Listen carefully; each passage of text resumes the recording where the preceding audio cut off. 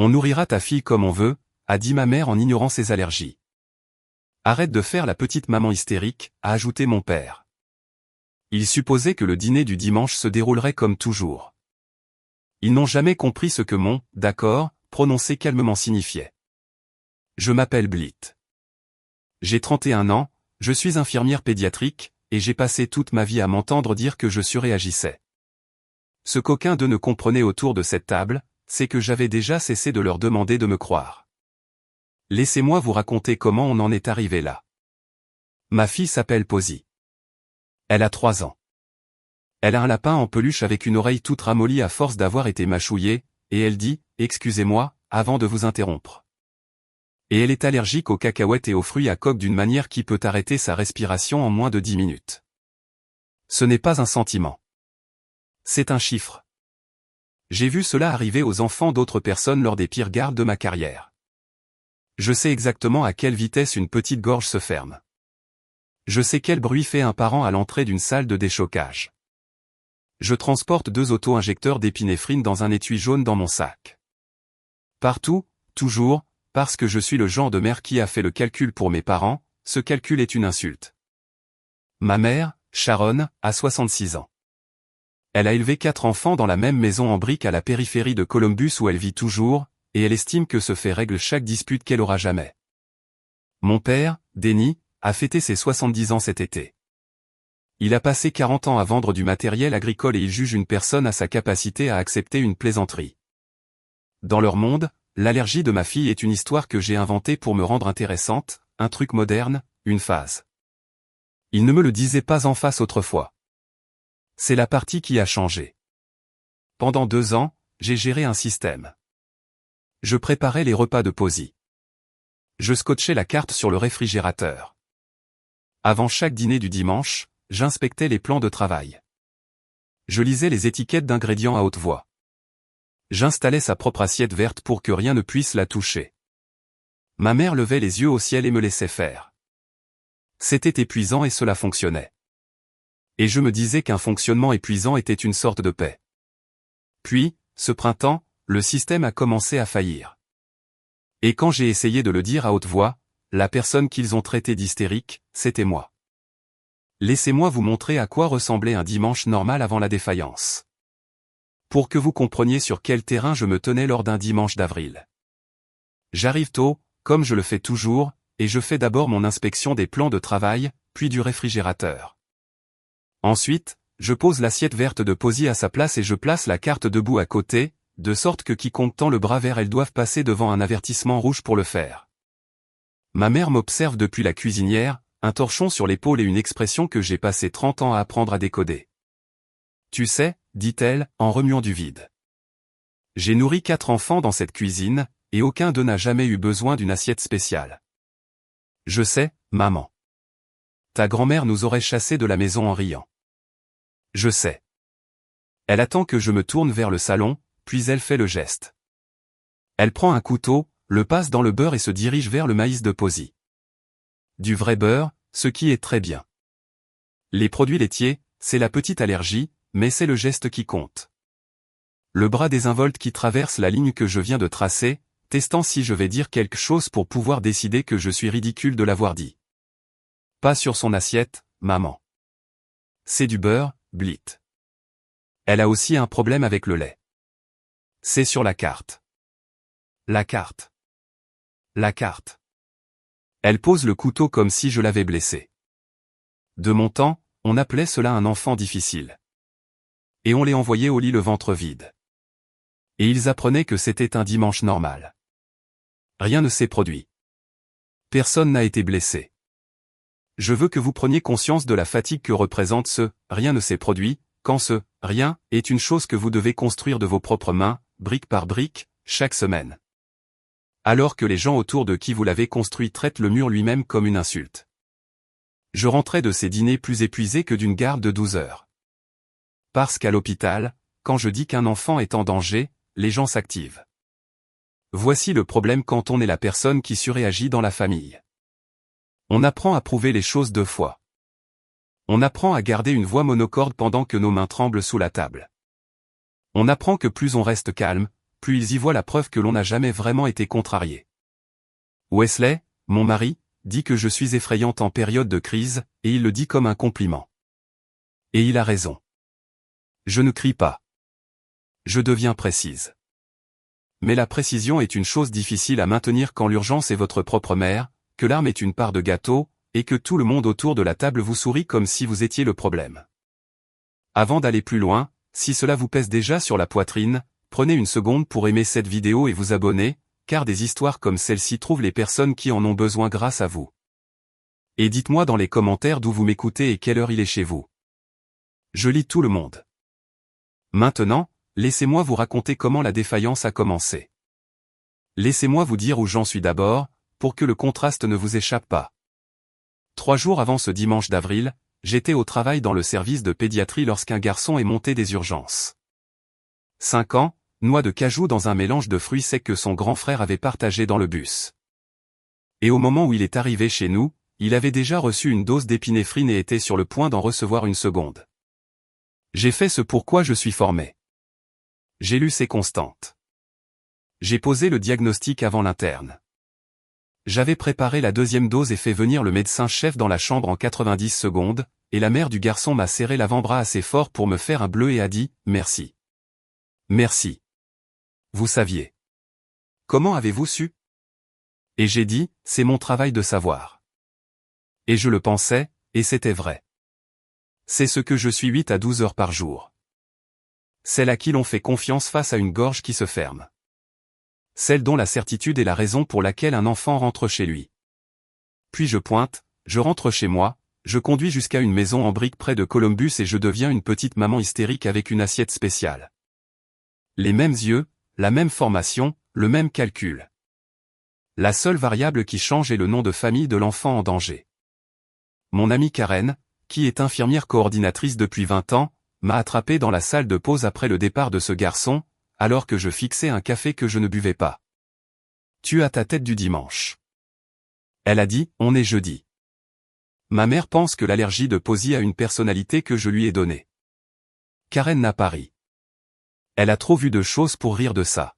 « Tu sais ce qu'on dit sur les familles qui n'y croient pas ?» a-t-elle dit.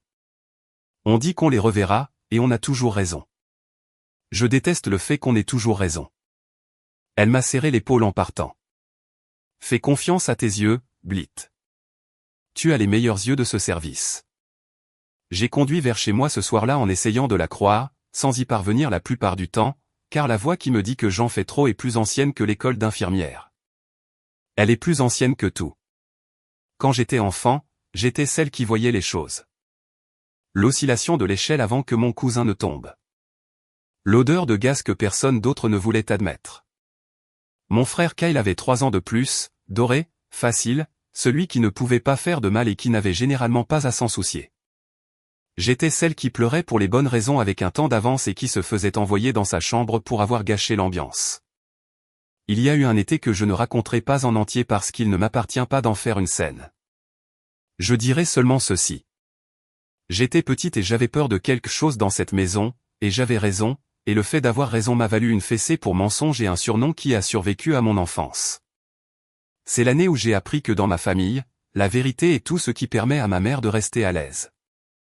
Ainsi, vous pouvez voir le piège dans lequel je me trouvais ce printemps. Pour protéger ma fille, je devais devenir exactement la personne qu'ils avaient passé 30 ans à m'apprendre à avoir honte d'être. Celle qui fait toute une histoire avec un rien. Sauf que cette fois, le « rien » avait un visage. Et ce visage avait 3 ans. Cela a commencé par de l'urticaire. La première fois, je me suis dit que c'était la lessive. Posy est rentré d'un dimanche avec une éruption cutanée fleurissant sur ses joues et le dos de ses mains. Le genre de réaction qui n'est pas une anaphylaxie, mais qui n'est pas rien non plus. Et je lui ai donné un antihistaminique et je me suis assise sur le bord de son lit, la paume à plat sur sa poitrine, comptant des respirations que je n'avais pas besoin de compter, observant les chiffres sur un moniteur qui n'existe que dans ma tête. Ma mère avait juré au téléphone qu'elle ne lui avait rien donné d'autre que l'assiette sécurisée. Nouvelle lessive, ai-je décidé, j'avais changé de marque cette semaine-là. Affaire classée. C'est ce que fait la honte, d'ailleurs. Elle vous tend l'explication innocente et vous supplie de la saisir, car la saisir signifie que vous n'avez pas à accuser votre propre mère. 2 semaines plus tard, la même éruption. Je n'avais pas touché à la lessive. Posy se grattait les avant-bras dans son siège auto, joyeuse, inconsciente, réclamant son lapin, une rougeur sous le menton qui n'était pas là quand je l'avais déposé. Je me suis garé dans une station-service, je me suis assise sur le parking, j'ai regardé ma fille dans le rétroviseur et je me suis forcé à dire la chose à haute voix dans la voiture vide. C'est la 2e fois. Je suis infirmière. Je n'ai pas le droit de croire aux coïncidences 2 fois de suite. Alors, j'ai fait ce que je fais au travail. J'ai commencé à noter les faits. Pas un dossier secret, rien de dramatique, juste la chose honnête que fait tout parent lorsqu'un schéma refuse de rester tranquille. Les dates, les symptômes, ce qu'elle avait mangé, où, et qui était resté seul avec elle. 2 points de données sont devenus 3. Chaque éruption avait un dimanche en dessous. Chaque dimanche avait la cuisine de ma mère sous lui.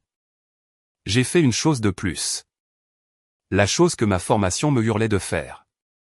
J'ai emmené Posy chez son allergologue. Le docteur Okafor suit Posy depuis sa première réaction. Et elle ne s'effraie pas facilement. Et elle ne vous fait pas peur pour le plaisir. J'ai tout exposé à plat, de la même manière que je transmettrais un patient. Urticaire récurrente le même jour chaque semaine, se résolvant avec un antihistaminique. Rien de changé à la maison, une variable constante que je n'ai pas encore confirmée. Elle a examiné Posy, qui était ravie parce que le docteur Okafor garde des autocollants de dinosaures. Puis elle a reculé son tabouret et m'a regardé de la façon dont un professionnel regarde un autre juste avant de dire quelque chose qu'il a besoin que vous entendiez vraiment. Les urticaires qui reviennent régulièrement selon un calendrier ne sont pas aléatoires, a-t-elle dit. Ce n'est pas une peau sensible. C'est une exposition répétée. Quelqu'un lui donne quelque chose en petite quantité, assez souvent pour la maintenir sensibilisée. C'est ce que je pense aussi. Alors vous trouvez la source et vous coupez l'accès aujourd'hui si vous le pouvez. Elle a décollé un stégosaure et l'a collé sur le dos de la main de Posy. Et voici la partie sur laquelle je veux que vous restiez concentrés, car c'est la partie sur laquelle les gens se trompent de manière mortelle. De petites doses répétées ne développent pas de tolérance pour une véritable allergie comme la sienne. C'est un mythe. Au contraire, cela maintient son organisme en état d'alerte. Et ses réactions ne sont pas un escalier où chaque marche à la même hauteur. La prochaine vraie dose, une bouchée au lieu d'une trace, peut s'attaquer à ses voies respiratoires au lieu de sa peau. Une première réaction bénigne n'est pas la promesse que la seconde sera gentille. C'est généralement le contraire. Je connaissais déjà chaque mot de tout cela. Je l'ai dit aux parents d'autres enfants avec cette voix exacte. Mais il y a un gouffre entre savoir une chose dans le service de pédiatrie et entendre un autre médecin la dire à propos de votre propre fille dans une petite pièce lumineuse avec un stégosaure sur le dos de la main. Si vous savez de qui il s'agit, a ajouté le docteur Okafor plus doucement, en fermant le dossier, cela cesse d'être un désaccord familial. C'est une exposition. Vous retireriez n'importe quelle autre source d'allergène de sa vie sans scier. Une personne qui continue de le faire après que vous lui avez dit n'est pas différente sous prétexte qu'elle est de votre famille. Elle est simplement plus difficile à écarter. J'ai attaché Posy dans son siège auto et je suis resté un moment derrière le volant. Une personne qui continue de le faire n'est pas différente sous prétexte qu'elle est de votre famille. Elle est simplement plus difficile à écarter. J'étais entré en espérant qu'un médecin me dise que je surréagissais. Je suis sorti avec le contraire d'une autorisation.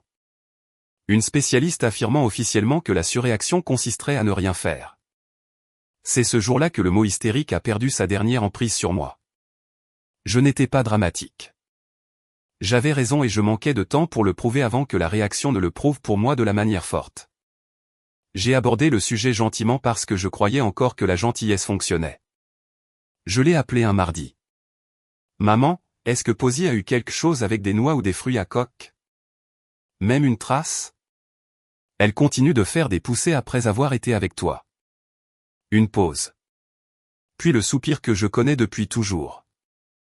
Celui qui arrive avant qu'elle ne décide que je suis difficile. Elle a la peau sensible, Blit, comme toi quand tu étais petite. Tu étais un bébé plein de plaques toi aussi, et tu as fini par t'en sortir très bien. Ce n'est pas de la peau, maman. Cela suit le même jour chaque semaine. Cela suit ta maison. Oh, alors maintenant c'est ma faute. Maintenant, j'empoisonne mon propre petit bébé. Sa voix est montée dans le registre qu'elle utilise pour mettre fin aux conversations. Le ton blessé. Celui qui inverse les rôles si vite que cela vous donne le tournis. Tu t'entends? Tu sais comment tu parles? J'ai aimé cet enfant depuis avant sa naissance, et tu vas venir m'accuser. Je ne t'accuse pas. Je te demande. Tout est un syndrome avec votre génération, a-t-elle dit. Tout est un traumatisme, un déclencheur et une assiette spéciale. Nous vous avons nourri au beurre de cacahuète à la cuillère, vous les enfants, et vous respirez tous encore. Et elle m'a raccroché au nez, ce qui, dans ma famille, équivaut à une parade de la victoire. Je suis resté dans ma cuisine et j'ai fait ce que je fais toujours, c'est-à-dire me dissuader de ce que je savais déjà. Peut-être qu'elle avait raison pour la peau. Peut-être que je cherchais un coupable. Peut-être que la voix fatiguée et honteuse au fond de ma tête, celle qui était là depuis mes 6 ans, avait raison. Et que je cherchais vraiment juste une raison d'être au centre de quelque chose. Cette voix a un nom dans ma famille. Ils l'appellent hystérique. Ils m'ont appelé ainsi pendant si longtemps que je cherche parfois le mot moi-même. Ce soir-là, je l'ai dit à Wesley. Il a écouté de la façon dont il écoute, pleinement, les 2 mains immobiles, puis il a fait la chose qui est la meilleure et la plus difficile chez lui. Je te crois quand tu dis que quelque chose se passe, a-t-il dit. Je te crois. Mais Blit, c'est ta mère. Avant de faire exploser toute la famille, y a-t-il une version où c'est un accident? Une contamination croisée. Elle est négligente, pas cruelle.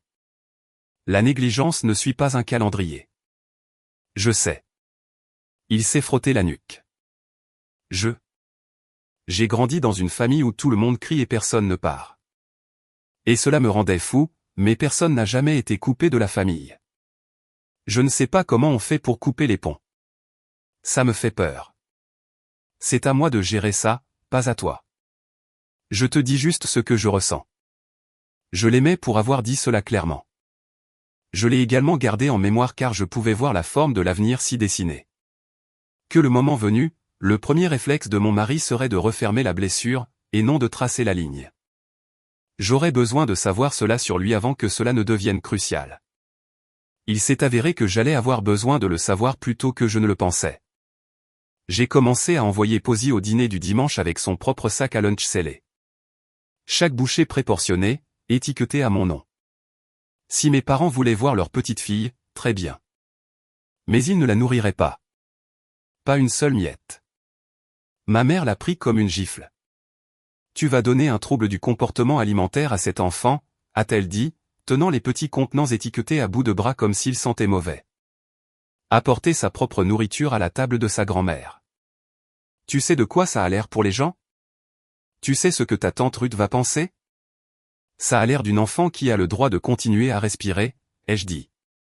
Kyle était là pour celui-là, appuyé contre l'encadrement de la porte avec une bière. 34 ans et toujours l'arbitre de chaque pièce. Tu sais, tu étais comme ça quand tu étais gamine aussi, m'a-t-il dit en souriant. De grands sentiments pour tout. Nous avons tous mangé ce que maman préparait et nous avons survécu. Vous n'aviez pas ce qu'elle a. Bien sûr, a-t-il haussé les épaules, déjà lassé. Ou peut-être que les enfants d'aujourd'hui sont juste fragiles. Je veux que vous entendiez ce mot, fragile. C'est toute la religion familiale en une seule syllabe. Et je veux que vous vous rappeliez que c'est mon frère qui l'a dit, en souriant, parce que cela comptera plus tard d'une manière qu'aucun d'entre nous ne pouvait deviner cet après-midi-là. Ma jeune sœur Nadia m'a raccompagné à ma voiture ce jour-là, et elle pensait bien faire. Elle pense toujours bien faire, et c'est ce qui a rendu ses paroles encore plus douloureuses. Ne prends pas l'attitude de Kyle personnellement, a-t-elle dit. Tu sais comment il est. Puis plus doucement, essayant d'aider. Et honnêtement, maman a gardé Posy plus souvent seule ces derniers temps, pour vous laisser souffler, à toi et Wesley. Tu devrais la laisser faire. Elle est tellement plus calme avec le bébé qu'elle ne l'a jamais été avec nous. C'est mignon. Je me suis arrêté, la main sur la portière de la voiture. Seul. Quand? Je ne sais pas. Les mercredis. Parfois quand tu es de garde. Le visage de Nadia a changé en observant le mien. Blit. C'est une bonne chose. C'est un truc de grand-mère. Les mercredis quand je suis de garde. Des heures seules, hors de mon emploi du temps, hors de tout contrôle, sans assiette verte, sans carte dressée et sans moi. Je m'étais tellement concentré sur les dimanches que j'avais compté les mauvais jours. J'ai vu beaucoup de familles dans beaucoup de pièces terribles me dire qui est fragile et qui est fort. Ce n'est jamais vrai. Le fort est celui qui se tient entre l'enfant et la porte. C'est tout. C'est tout le test. Et je venais de découvrir qu'il y avait une deuxième porte entière dont je n'avais même pas connaissance qu'elle était ouverte. Le dimanche suivant, j'ai surveillé la deuxième porte au lieu de la première. Nous étions sur le porche après le dîner, le bon moment.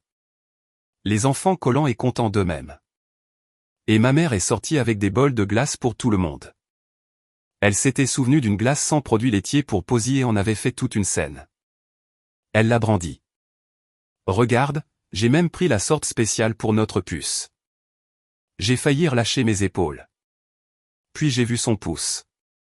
Elle avait pris la portion sans produits laitiers de Posy avec la même cuillère qu'elle venait de passer dans la glace aux noix de pécan, et il y avait des éclats dedans, pas les hachés, voyageant dans la crème de coco comme s'ils y avaient leur place. Maman. J'ai pris le bol des mains de Posy avant qu'il n'atteigne sa bouche. Il y a de la noix de pécan là-dedans. Mais non. C'est la sorte spéciale, je viens de te le dire.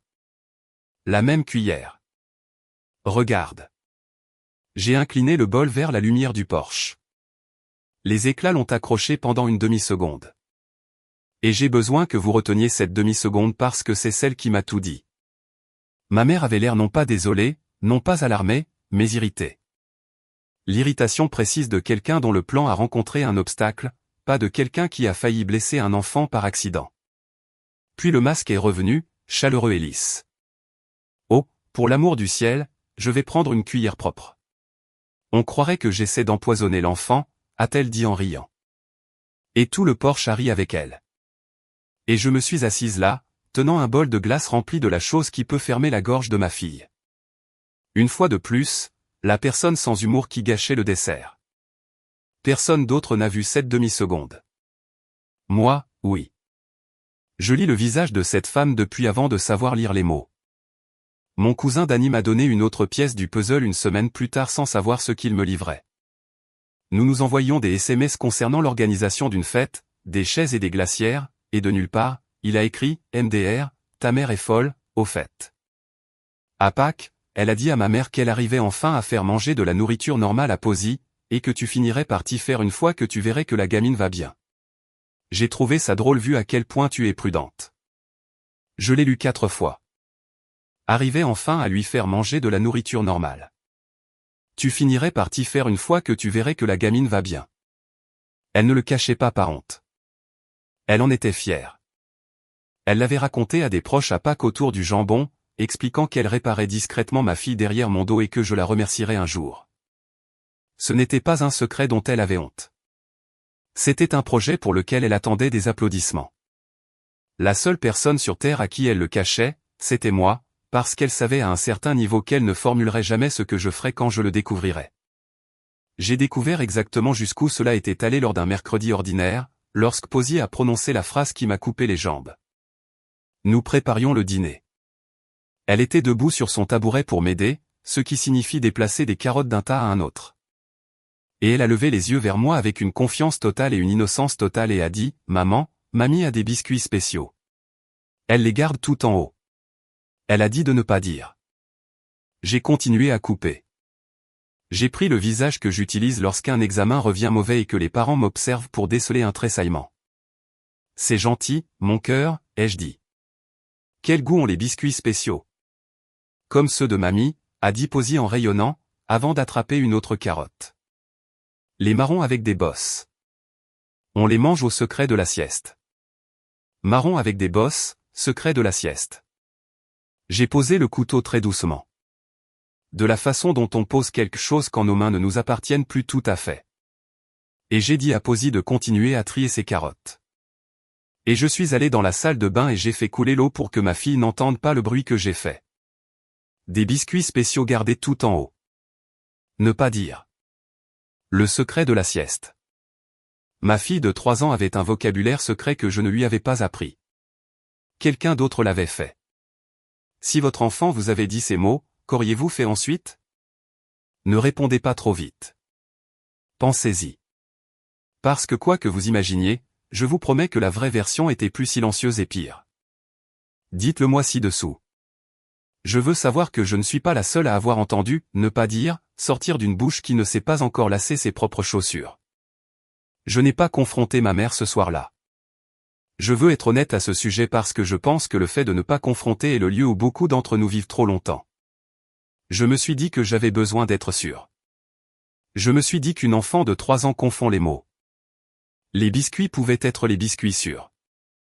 Tout en haut pouvait signifier n'importe quoi. Ne pas dire pouvait être un jeu qu'elle avait inventé.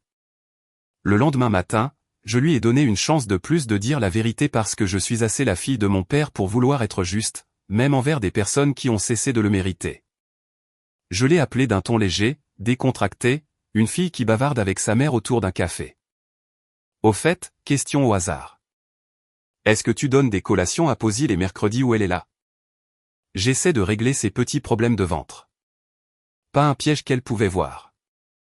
Une porte ouverte. Tout ce qu'elle avait à faire était de dire une chose vraie. Juste les biscuits salés sécurisés que tu envoies, a dit ma mère, fluide comme l'eau, sans une hésitation, et son petit gobelet d'eau.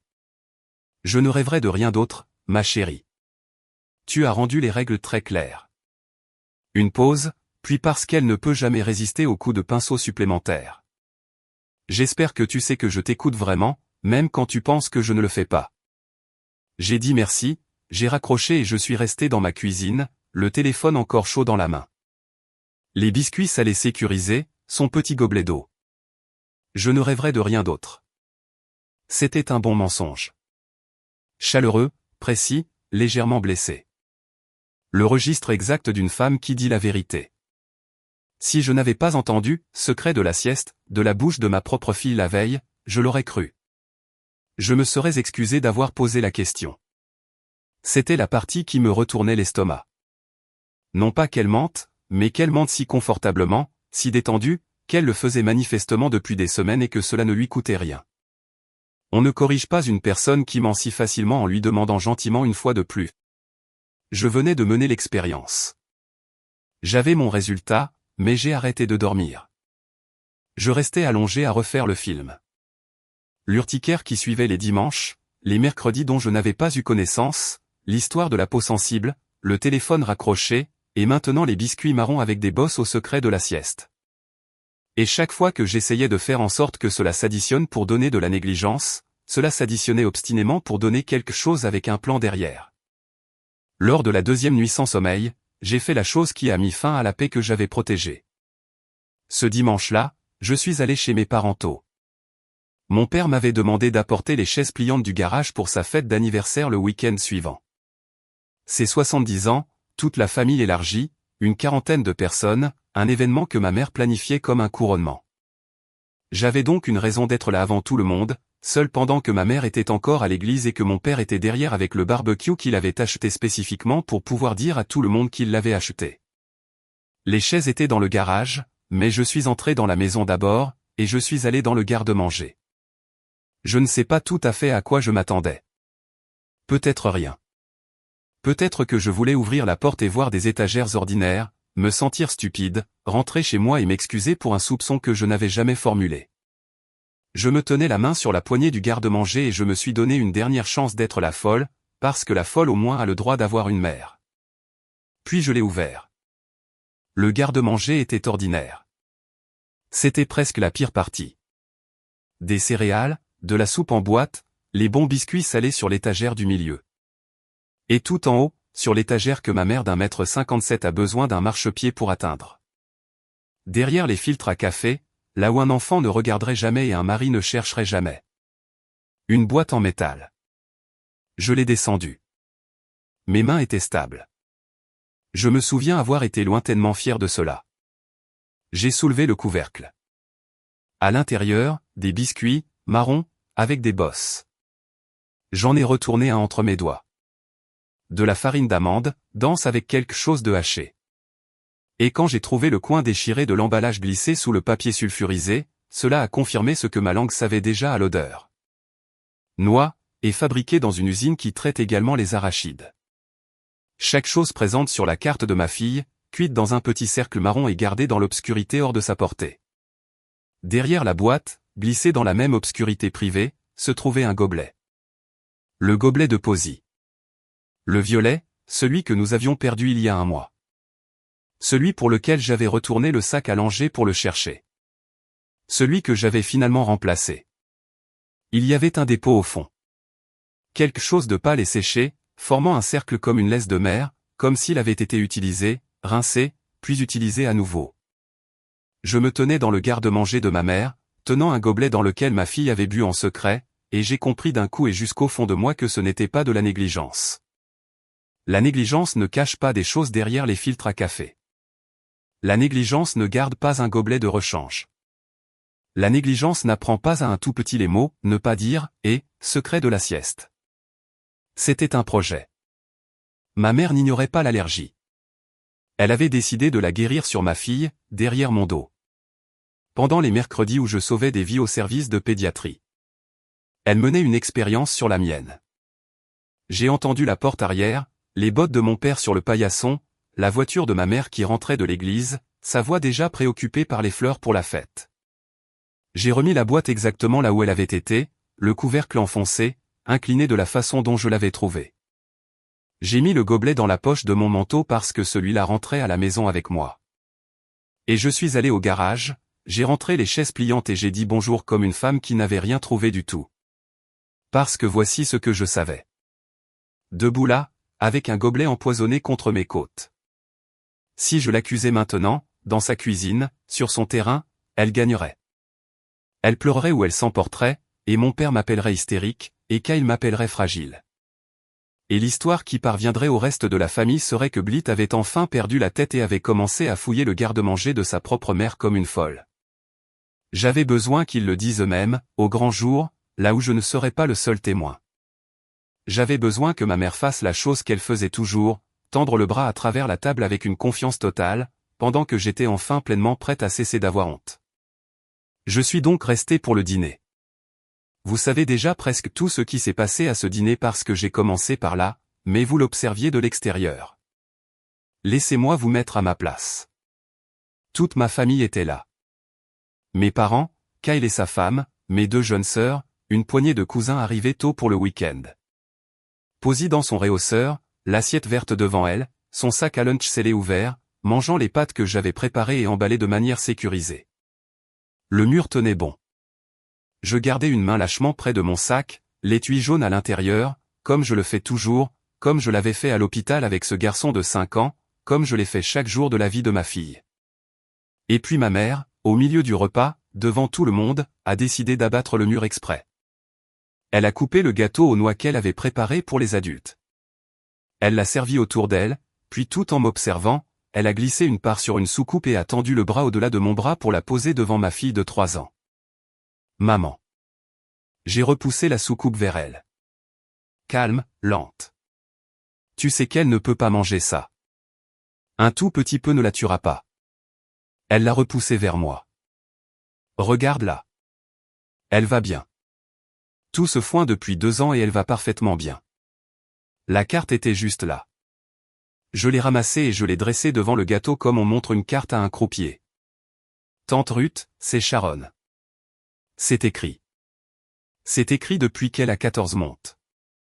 Écrit. Elle l'a dit comme s'il s'agissait d'un gros mot. C'est laquelle a élevé la voix pour les cousins. Nous avons élevé 4 enfants. Nous nourrirons la tienne avec ce qu'il nous plaît. Et mon père, que Dieu lui pardonne, a ricané dans sa bière et a sorti la réplique qu'il affûtait depuis le début de ma vie. Arrête de faire la petite maman hystérique. Quelqu'un a fait teinter sa fourchette. Kyle a souri en coin à sa femme. Ma sœur Nadia a regardé ses genoux. 40 ans de cette famille avaient entraîné chaque personne à cette table à traiter ma peur comme le spectacle de la mi-temps. Et sous la table, hors du champ de vision de ma mère, les petits doigts de ma fille s'étaient déjà tendus vers la soucoupe parce qu'une enfant de 3 ans a confiance dans le fait que les adultes autour d'elle ont tous accepté de la garder en vie. J'ai déplacé l'assiette. Je l'ai posée sur le plan de travail derrière moi, hors de portée. Je me suis rassise. J'ai posé ma fourchette sur mon assiette, les dents vers le bas, et j'ai laissé le silence faire ce que fait le silence lorsque la personne la plus bruyante de la pièce vient de se rendre compte que plus personne ne rit. C'est le dernier repas que tu lui donneras jamais, ai-je dit. 7 mots, pas un cri. J'ai même souri un peu, ce qui, je pense, l'a déstabilisé plus que n'importe quel cri aurait pu le faire, car en 31 ans, elle ne m'avait jamais vu sourire de cette façon. Ne sois pas dramatique, a-t-elle dit. Mais sa voix avait changé de ton. Elle sentait le sol se dérober sous ses pieds sans comprendre pourquoi. J'ai trouvé la boîte en métal, maman. J'ai laissé cela s'installer. Celle derrière les filtres à café, farine d'amande, noix, fabriquée dans une usine qui traite les arachides. Et j'ai trouvé le gobelet de Posy, le violet, celui qui avait disparu depuis un mois. Le visage de ma mère s'est vidé de ses couleurs par étapes, comme une lumière sur un variateur. Mon père a arrêté de mâcher. Le sourire en coin de Kyle s'est figé. Je ne sais pas ce que tu penses avoir trouvé. Le secret de la sieste, ai-je dit. Elle m'a parlé des biscuits marrons avec des bosses au secret de la sieste gardés tout en haut. Ne dis pas à maman. Ma fille de 3 ans me cache des secrets. Tu lui as donné ça. Tu lui as appris ça. Ce n'est pas.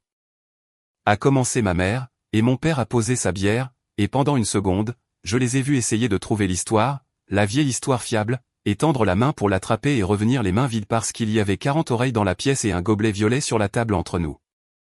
Tu l'as nourri avec des noix exprès. Les mercredis où je suis de garde. Je me suis levé et j'ai pris ma fille de son réhausseur, et je l'ai installée sur ma hanche, là où est sa place. Alors, non, pas un petit peu. Plus jamais. C'est fini. Ma mère a sorti le plus vieil outil de sa boîte, ses yeux se sont remplis de larmes sur commande. Tu priverais ma seule petite fille de moi pour une éruption cutanée. Après tout ce que j'ai fait pour toi, après t'avoir élevé, c'est comme ça que tu l'as forcée à cacher un secret à sa propre mère, ai-je dit. Tu vas devoir vivre avec ça. Je ne la laisserai pas faire. J'ai emporté Posy. Wesley a suivi avec le sac à langer, et j'ai vu sur son visage que le moindre doute qu'il avait entretenu entre l'accident et la cruauté était mort sur la table à côté de ce gobelet violet.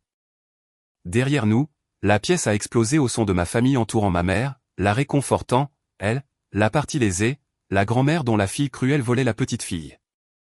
J'ai entendu Kyle prononcer mon nom comme un juron. J'ai entendu mon père dire à la pièce, elle a toujours été comme ça. Et j'ai entendu 3 ou 4 d'entre eux murmurer leur accord. Parce que cette phrase est un banc sur lequel tout le monde dans ma famille sait comment s'asseoir. J'ai attaché ma fille dans son siège auto et elle m'a tapoté la joue avec une main collante et a dit, « Maman, tu es triste ?» Et j'ai dit, « Non, mon cœur. » Maman a juste fini. Et pour la première fois de ma vie, j'entendais, fini, comme un endroit où je pouvais me tenir, et non comme une chose qui m'avait été imposée. Je veux faire une pause ici parce que je sais comment cela apparaît de l'extérieur et je sais que certains d'entre vous le pensent déjà. C'est la grand-mère. Ne pouvez-vous pas superviser au lieu de couper les ponts? La famille n'est-elle pas la famille? J'ai pensé à tout cela aussi pendant 2 ans. J'ai pensé que la supervision était exactement ce que je faisais.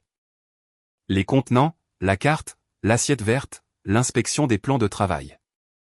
J'ai supervisé et elle a attendu que je tourne le dos. Elle a attendu le mercredi, la sieste, que je sois plongé jusqu'au coude dans l'urgence de quelqu'un d'autre à l'hôpital, et elle a utilisé la confiance de ma fille comme un pied de biche.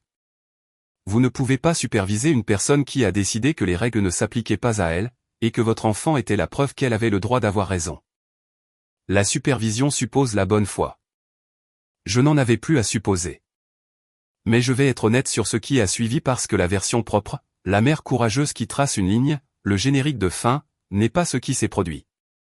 Ce qui s'est produit, c'est que j'ai vacillé pendant 2 semaines complètes. Et je veux que vous voyiez ce vacillement parce que si vous vous tenez devant votre propre ligne en ce moment, le vacillement est la partie dont personne ne vous avertit. La pression a commencé ce soir-là et ne s'est pas arrêtée. Mon téléphone est resté allumé pendant 1 semaine. Nadia, triste et raisonnable. Elle a eu tort, mais couper les ponts? Vraiment? Pour toujours? Mon autre sœur, plus directe. Tu punis papa pour l'erreur de maman et son anniversaire est dans 6 jours.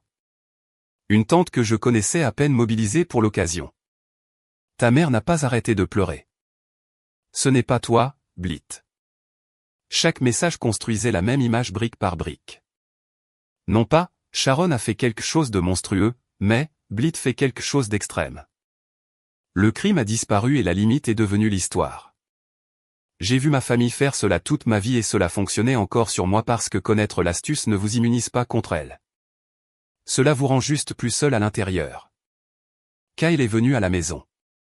Celui-là, je ne l'attendais pas. Il s'est présenté un jeudi sans invitation et s'est tenu sur mon porche, les mains dans les poches, comme un homme qui avait répété sa partition raisonnable dans la voiture. Je ne suis pas là pour me battre, a-t-il dit. Je suis là parce que tu brises le cœur de maman et je pense que tu ne le vois pas. Est-ce qu'elle t'a dit ce qu'elle a fait? Elle m'a dit que tu avais trouvé des biscuits et que tu avais perdu la tête. Il l'a dit doucement, ce qui était pire. Blit, allez. C'est maman. Elle est d'une autre époque. Ils nous ont tous exposés aux piqûres d'abeilles et à la fumée de cigarettes et nous nous en sommes très bien sortis. Tu as cette tendance à tout catastropher. Tu as toujours été comme ça et je t'aime, mais quelqu'un doit le dire. Tu vas regarder en arrière et te trouver folle d'avoir fait ça. C'était encore là. Non pas, qu'a-t-elle fait, mais, regarde comment tu réagis. J'ai regardé mon frère, doré et sûr de lui, debout sur mon porche à défendre une femme qu'il ne comprenait pas encore du tout. Et j'ai ressenti quelque chose que je ne peux décrire que comme du chagrin pour une version de lui que j'étais sur le point de perdre. Que je le veuille ou non, elle a donné du poison à ma fille les jours où je ne pouvais pas voir, ai-je dit. Et elle lui a appris à le cacher. Si tu veux appeler cela des biscuits, Kyle, c'est l'histoire que tu choisis. Sache juste que tu l'as choisi. Il est parti en colère. Il a dit à Nadia que j'étais devenue froide. Froide est un autre mot qu'ils ont pour moi. Froide, hystérique, dramatique, fragile, tout un thésaurus pour une femme qui refuse de se soumettre. Puis ma mère a fait la chose qui aurait dû tout arrêter et qui a failli fonctionner à la place. Elle s'est présentée à l'hôpital. Je sortais d'une garde encore en blouse et elle était dans le parking près de ma voiture à m'attendre parce que Nadia avait laissé échapper mes horaires. Elle n'a pas crié. Elle était assez intelligente pour ne pas crier là où mes collègues pourraient l'entendre. Elle se tenait près de ma portière conducteur, son sac serré dans ses deux mains et les yeux doux et brillants. Et elle a dit, « Je veux juste parler à ma fille dans l'endroit où on te respecte, parce qu'on te respecte ici, n'est-ce pas? Je peux le voir. Tout le monde ici pense que tu es merveilleuse. Un temps. Je veux être l'une des personnes qui pensent que tu es merveilleuse, Blit. Je suis tellement fatigué que nous soyons comme ça. S'il te plaît, laisse-moi arranger les choses. » Et mon Dieu, je le voulais. Debout dans ce parking, dans l'endroit où je suis cru, d'avoir ma mère qui reconnaissait pour la première fois de ma vie que je valais la peine d'être cru. Je le voulais tellement que j'en avais mal à la gorge. Mais je me suis forcé à écouter les mots réels. Je veux arranger les choses. Je suis tellement fatigué que nous soyons comme ça. Laisse-moi être l'une des personnes qui pensent que tu es merveilleuse. Chaque phrase concernait sa personne. Sa fatigue, son désir, son envie d'être l'une des bonnes personnes. Pas une seule syllabe n'était « Je suis désolé d'avoir nourri ton enfant avec quelque chose qui pouvait la tuer ». Pas une seule n'était « Je comprends maintenant ». Elle s'était rendue sur mon lieu de travail pour me faire me sentir cruelle dans le seul bâtiment où je me sens compétente. Et elle avait presque réussi avec un sac à main, quelques larmes et le mot merveilleuse. Tu ne l'as toujours pas dit, lui ai-je dit. Dis quoi? Que tu es désolé. Que tu as eu tort. Tu as dit que tu voulais arranger les choses. Tu veux parler. Tu es fatigué. Tu n'as pas dit une seule fois que tu avais eu tort. Son visage a fait un mouvement infime et rapide. Un frémissement disparut avant que la plupart des gens ne le saisissent. Eh bien, a-t-elle dit, je pense que nous avions toutes les deux tort si nous sommes honnêtes. Je suis monté dans ma voiture. Je veux que vous sachiez que je suis monté dans ma voiture, mais je serai honnête, je me suis assise dedans pendant 10 minutes dans ce garage avant de pouvoir conduire, car le désir ne s'éteint pas simplement parce que vous avez percé le jeu de quelqu'un. C'est la partie la plus cruelle. Vous pouvez savoir exactement ce qu'est une personne et tout de même pleurer la personne qu'elle a prétendu être le temps d'une conversation dans un parking. 2 jours après le parking, ils ont tenté la version de groupe. Nadia a demandé à passer simplement pour parler, et j'ai dit oui, et elle s'est présentée avec mon autre sœur et, posée contre la corbeille de fruits en haut-parleur, ma mère et une tante. Une intervention, bien que personne n'ait utilisé le mot, qu'ils avaient visiblement répété. Ils ont pris des tours. De la gentillesse à la franchise et inversement. De la façon dont on fait tourner des bras frais sur quelqu'un qu'on essaie d'épuiser. Nous sommes inquiètes pour toi. Ce n'est pas toi. Tu as toujours eu le sang chaud, mais là c'est d'un tout autre niveau. Veux-tu vraiment que Posy grandisse sans grand-mère? Pense à ce qu'elle ressentira un jour quand elle apprendra que tu as fait ça. Maman n'est pas parfaite, mais elle aime ce bébé.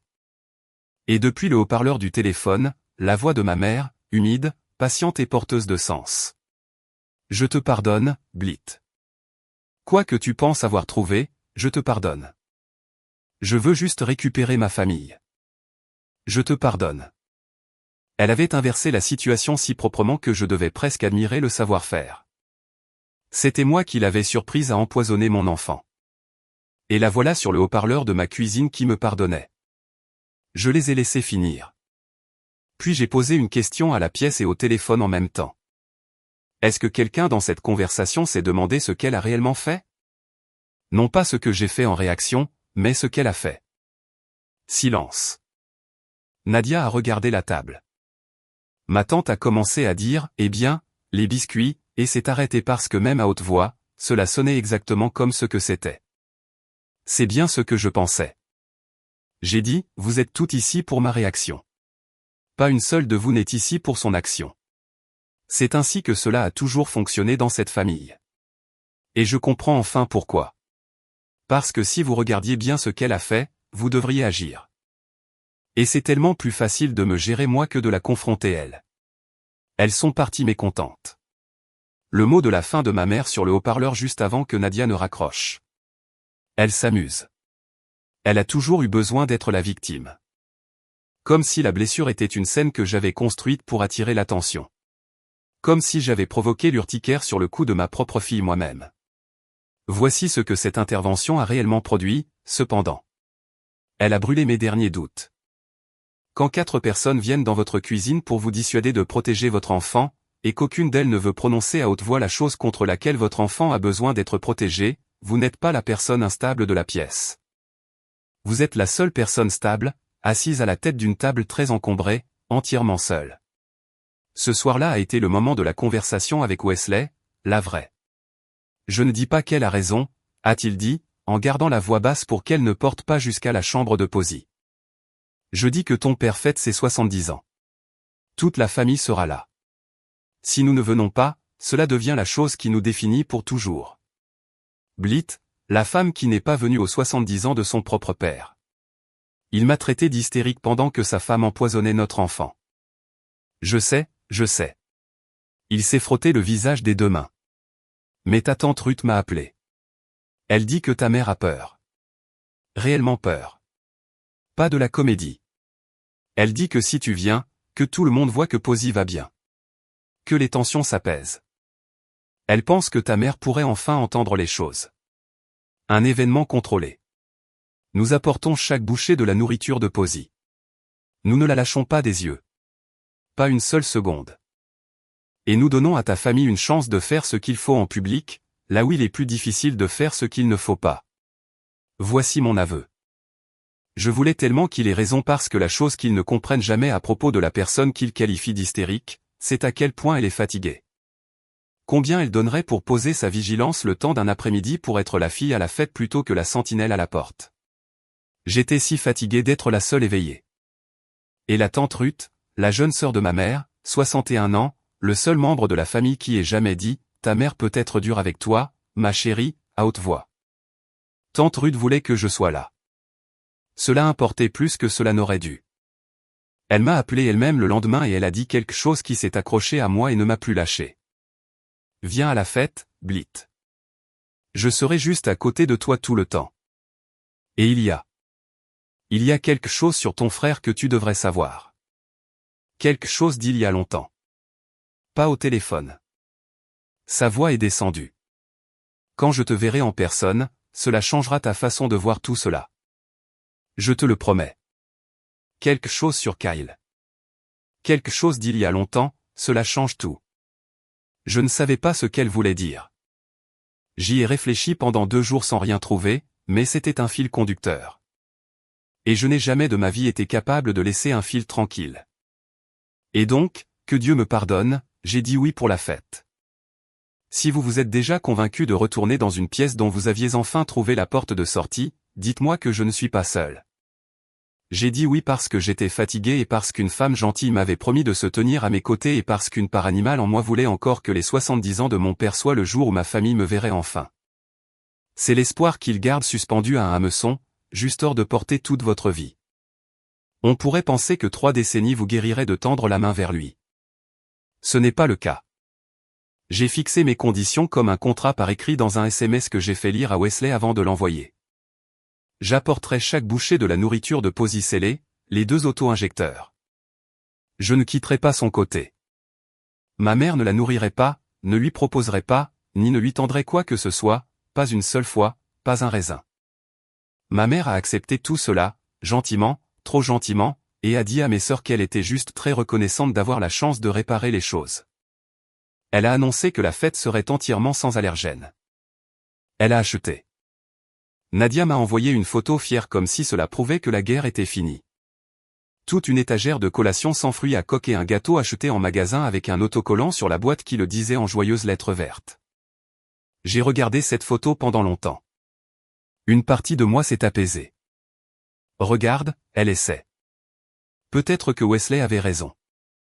Peut-être que les gens peuvent changer quand toute la famille regarde. L'autre partie de moi, l'infirmière, celle qui a fait les calculs, a remarqué que dans toute cette guerre de 2 semaines, ma mère n'avait toujours pas prononcé une seule fois les mots « je suis désolé ». Pas à moi. Pas à Posy. Elle avait dit « je suis reconnaissante pour cette chance ». Elle avait dit « je veux arranger les choses ». Elle avait dit « je pense que nous avions toutes les 2 tort ». Elle avait acheté un gâteau avec un autocollant. Des excuses admettent que vous avez fait quelque chose. Ma mère n'avait rien admis. Elle avait simplement changé de costume. Je l'ai vu. Je veux que vous sachiez que je l'ai vu clairement. J'ai juste laissé la fatigue, l'espoir, la tante gentille et l'autocollant aux lettres vertes me faire un pas au-delà. La veille de la fête, j'ai préparé le sac comme je prépare une garde que je redoute. 2 auto-injecteurs vérifiés pour la date d'expiration et la fenêtre transparente. L'étui jaune zippé est posé près de la porte. La nourriture de Posy dans des récipients étiquetés. Chaque couvercle enfoncé. Une copie du plan d'urgence pliée dans la poche avant. J'ai tout disposé sur le plan de travail et j'ai fait l'inventaire 2 fois, puis une 3e fois. Parce que la 3e fois est celle où mes mains ont enfin cessé d'avoir besoin que je les regarde. Wesley s'est appuyé contre l'encadrement de la porte. Tu l'as compté 3 fois. Je sais. Nous n'avons pas besoin d'y aller. Je sais cela aussi. J'ai fermé la fermeture éclair de l'étui, mais Ruth va me dire le truc sur Kyle, et je ne peux pas laisser ce fil suspendu. Et tu n'as pas tort de dire qu'une guerre éternelle coûte quelque chose à Posy un jour ou l'autre. Alors on y va une fois, de manière contrôlée, et je ne la quitte pas des yeux. Il est venu m'entourer de ses bras par derrière pendant que je me tenais au-dessus de cet étui jaune comme s'il s'agissait d'un hôtel. Et aucun de nous n'a dit la chose à laquelle nous pensions tous les 2. Que je ne quittais rien des yeux depuis 2 ans. Et que cela n'avait pas suffi parce que le danger avait appris à attendre la seconde précise où je clignerais des yeux. Plus tard, je suis allé voir comment elle allait. Posy dort comme si elle avait confiance en la terre entière. Les bras grands ouverts, son lapin a une oreille écrasée contre sa poitrine, la bouche ouverte, complètement sans défense. Je me suis tenu dans l'embrasure de la porte et je l'ai regardé respirer. Le va-et-vient d'une petite poitrine, la chose que j'ai comptée 1000 fois dans sa chambre et dans des chambres d'inconnus. Et je me suis laissé ressentir pendant 1 minute la taille réelle de ce que je transportais à cette fête. Non pas une rancune, non pas une querelle, une personne. 13 kilos d'une personne qui dit « Excusez-moi », avant de vous interrompre et pense que les biscuits secrets de sa grand-mère sont une friandise. Je ne suis pas une femme dramatique. Je veux que ce soit dit officiellement puisque c'est la dernière chose que quiconque dans ma famille m'accorderait. Je suis une femme prudente qui a épousé un gentleman, a eu une fille courageuse et a appris à ses dépens que la prudence est un travail à plein temps que personne d'autre dans la pièce n'était prêt à faire. J'ai éteint la lumière du couloir.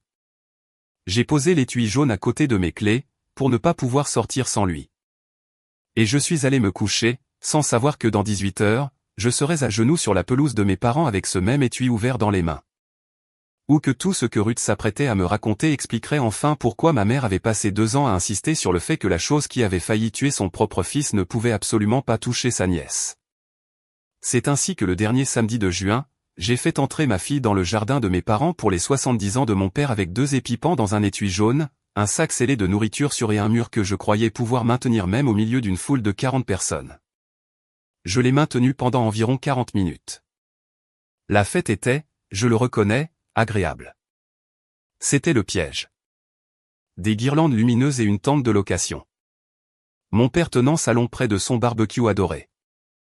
Une liste de lecture bluegrass, des cousins que j'aimais bien, du thé glacé perlant dans des bocaux en verre, et un château gonflable que Posy a découvert avec un cri de pure joie animale et qu'elle n'a plus voulu quitter. Ma mère parcourait la foule dans une robe à fleurs, remplissant les verres, riant, l'hôtesse parfaite, et je la regardais en pensant sans charité, puis avec culpabilité, qu'elle n'avait jamais semblé plus à l'aise que lorsqu'elle avait un public devant lequel être une bonne personne. Quand elle nous a vus, elle est venue vers nous, les mains pressées sur le cœur et les yeux déjà humides. Et elle s'est accroupie à la hauteur de Posy et a dit « Voilà ma puce ». Et j'ai regardé ma fille, qui n'a encore aucune raison de se méfier de quiconque dans le monde, jeter ses 2 bras autour du cou de sa grand-mère. Ma mère a levé les yeux vers moi par-dessus l'épaule de Posy. « Merci d'être venue », a-t-elle dit. Cela signifie tout pour moi, vraiment. Et j'ai presque pleuré parce que je voulais que ce soit réel. Et pendant un long moment, cela a ressemblé exactement à la chose que j'avais voulu toute ma vie. Ma mère, douce, ma fille, en sécurité, le soleil présent, la guerre finie. Wesley m'a serré la main. Tu vois, disait son visage. Tu vois? J'ai relâché un souffle que j'avais l'impression de retenir depuis mes 6 ans. C'était l'erreur. Ce souffle. Pendant la demi-heure suivante, j'ai fait quelque chose que je ne fais presque jamais. Je me suis relâché par degrés. J'ai laissé un cousin resservir mon thé. J'ai ri à l'une des histoires de mon père. J'ai regardé Posy monter et descendre du château gonflable dans le champ de vision dégagé de Wesley à 3 mètres de là, en sécurité, et j'ai laissé la tente, les lumières et la musique faire leur œuvre sur moi. Ceci, murmurait la fête. C'est ce que tu as abandonné quand tu as tracé la ligne. Ne préférerais-tu pas avoir cela? Une voix qui ressemblait à la réconciliation, mais qui n'était en réalité que de la fatigue portant les vêtements de la réconciliation. Il y a eu un moment précoce qui aurait dû être mon avertissement, et j'ai laissé cela devenir le contraire. Peut-être 20 minutes après notre arrivée, je me suis détourné d'un cousin et j'ai vu ma mère accroupie près de Posy avec une assiette en carton, un biscuit à mi-chemin de la main de ma fille. J'ai traversé l'herbe rapidement, j'ai retiré le biscuit et je l'ai retourné. Un des biscuits sur de Posy, provenant de l'étagère à l'autocollant vert, réellement sans danger. Mais elle le lui avait donné directement, la seule chose que le contrat stipulait qu'elle ne ferait pas. Pas une seule fois, pas un raisin. Maman, nous étions d'accord. Tu ne lui donnes pas de nourriture. C'est moi qui lui donne à manger. Et au lieu de se cabrer, au lieu du roulement d'yeux, du « oh pour l'amour du ciel ». Le visage de ma mère s'est décomposé. Elle a pressé le dos de sa main sur sa bouche, ses yeux se sont remplis de larmes et elle a dit « Tu as raison. Tu as tout à fait raison. Je me suis oublié. Je suis tellement désolé, Blit. Les vieilles habitudes. J'essaie tellement et je me trompe encore. » Elle a levé les yeux vers moi, les yeux mouillés, repentante. Une femme prise en flagrant délit d'un trop grand empressement à aimer sa petite fille. S'il te plaît, dis-le-moi si je recommence. Je veux bien faire les choses. C'était la première fois de toute la guerre qu'elle prononçait le mot désolé. Je suis tellement désolé, Blit. Juste là, au soleil, pendant la fête, devant un cousin. Je suis revenu sur ce moment 100 fois depuis parce qu'il a fonctionné. Ces excuses uniques, parfaitement synchronisées à propos d'un biscuit inoffensif, une erreur qui ne coûtait rien. On fait ce que 2 semaines de larmes et d'appels téléphoniques n'avaient pas réussi à faire. Elles m'ont fait me sentir rigide. Elles m'ont permis d'imaginer le mur descendre d'1 pouce. Elle essaie, ai-je pensé. Elle a dit désolé. Elle s'est trompée sur une chose inoffensive et l'a reconnue sur le champ. Peut-être que l'effort est réel. Elle avait dépensé ses excuses pour un biscuit salé. Elle avait choisi la chose la moins chère possible pour laquelle être désolée, la seule exposition qui ne pouvait blesser personne, et l'avait utilisée pour racheter les 3 mètres de confiance dont elle avait besoin. Et moi, fatiguée, pleine d'espoir, adoucie par les guirlandes lumineuses et par une femme qui disait enfin désolé, je lui ai donné ces 3 mètres. C'est tout ce qu'elle achetait. 3 mètres et un instant de mon attention. 20 minutes plus tard, quand tante Ruth m'a entraîné vers la clôture et que le monde entier s'est réduit à une tarte d'il y a 30 ans, elle les a pris. Tante Ruth m'a trouvé près de la table des boissons, environ 40 minutes après le début. Posy était dans le château gonflable, Wesley à 2 mètres de là, les yeux sur elle. Ruth a posé sa main sur mon arme et m'a dirigé de quelques pas vers la clôture, à l'ombre, et son visage faisait quelque chose que je ne reconnaissais pas. « Tu as bonne mine, ma chérie », a-t-elle dit. « Tu as l'air d'une femme qui a enfin cessé de s'excuser d'exister. » Puis son menton a tremblé et toute sa contenance s'est envolée. « Je dois te dire la chose maintenant avant de perdre mon courage à une autre fête de famille à propos de ton frère, à propos de la tarte. » Et elle me l'a dit, en gardant la voix basse et les yeux sur l'herbe. Et elle m'a dit que lorsque Kyle avait 6 ans, j'en aurais eu 3. Je ne m'en souviens pas. Cela avait été effacé des archives familiales si complètement que je n'en avais jamais entendu un seul mot. Kyle avait une allergie, lui aussi. Fruits à coque. Une grave.